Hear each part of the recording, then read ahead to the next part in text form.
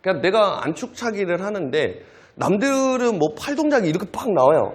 근데 나는 스윙을 할 때 팔이 안 나와요. 그런데 공이 제대로 나가면 그게 내 스타일이라는 거예요. 근데 이제 내 스타일을 무시하고 누구는 팔이 더 여기까지 갔어. 나 팔 이만큼 더 해야 돼. 그러면 팔 휘두르느라고 다리 휘둘러지는 게 약해져요.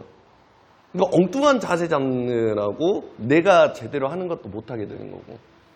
그래서 이 족구가 제가 족구 강습을 2015년도부터 지금까지 하고 있지만 점점 드는 생각이 뭐냐면 위험하다요. 위험하다. 지금 족구장 가면 다 족구가 너무 고령화가 됐어요. 족구가 너무 고령화가 됐어요. 시작하려고 하는 친구들은 너무 없고 기존에 하셨던 분들은 너무 이제 나이가 올라갔고 요즘에는 40대가 없는 팀들도 많고요. 일반부 없는 팀들은 너무나도 많고요. 일반부 없는 팀들? 네, 일반부 없는 팀들이 진짜 많아요. 그래서 각 지역에서 대회를 하려고 할 때도 일반부를 주최를 못하는 지역구도 많이 생겼어요. 왜? 없으니까. 그래서 이제 뭐 옆에 지역구 이렇게 통합으로 해서 이제 네, 그렇게 하면 돼요. 예. 50대들 같은 경우는 나눠요, 이제. 50대 1, 2부. 50대 분들 같은 경우는 1, 2부. 그리고 실버부들이 엄청나게 많이 생겼어요. 60대 분들. 왜냐면 60대가 많이 생기는 거는 그거예요. 일반부가 없는 이유는 지금은 족구보다는 축구가 좋을 나이고 축구하다가 다치신 분들이 이제 족구 쪽으로 이제 전환이 이제 좀 되는 상황인데 그때 유입되는 인원들은 제가 이제 강습하다 보니까 이렇게 된 거예요. 40대. 혹은 이제 30대 때 축구하다가 심하게 다친 경험이 있는 분들이 족구로 전향을 하는 거고 60대 분들이 족구가 많은 이유가 뭐냐면 은퇴하고 뭔가 해보려고 하는데 그 나이에 축구하기는 좀 위험한 것 같고 힘들고 하니까 족구 쪽에 유입이 많이 돼요. 그럼 나머지 중간 영역은 채워져야 되는데 안 채워지고 이렇게 되는 거죠. 한 10년 전에 40대 됐던 분들이 이제 10년 뒤에 50대가 됐어요. 그 중간에 아까 얘기했던 것처럼 10명 중에 한두 명 살아남다 보니까 채워줄 수 있는 인원은 줄어들고 문제가 이제 좀 커져요.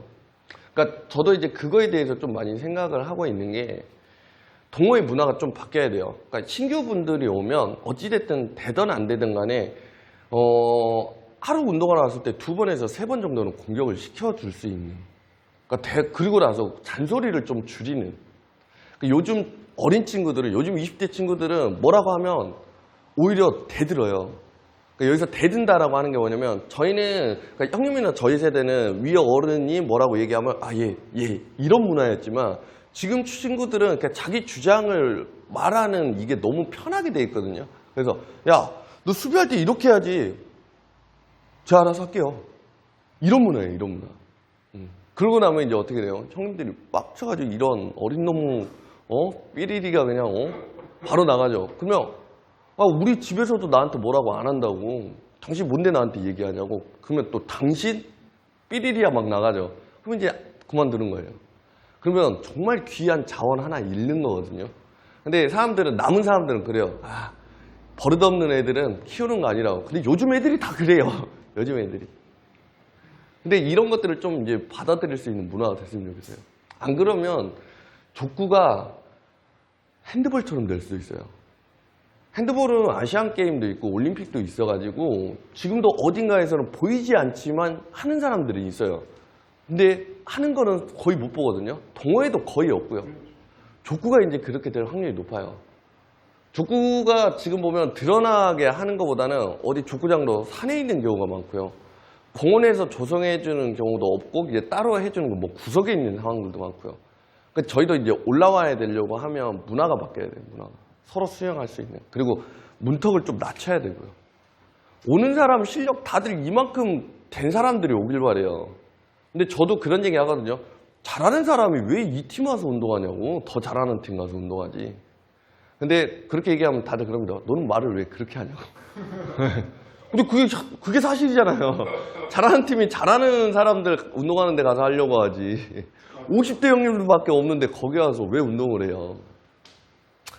말이 길었고요.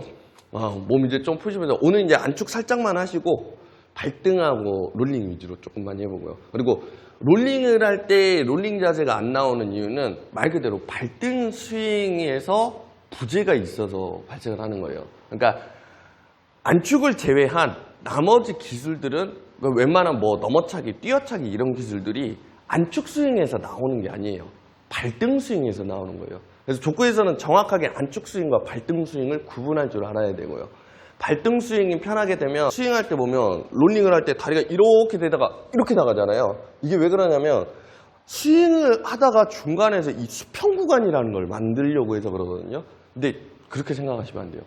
발등 스윙류들은 수평으로 치는 게 아니라 하향으로 치는 거고요. 안축도 하향으로 쳐야 돼요. 안축을 수평으로 치면 나갑니다. 항상 이걸 생각해 주셔야 되고요. 몸 살짝 푸실게요.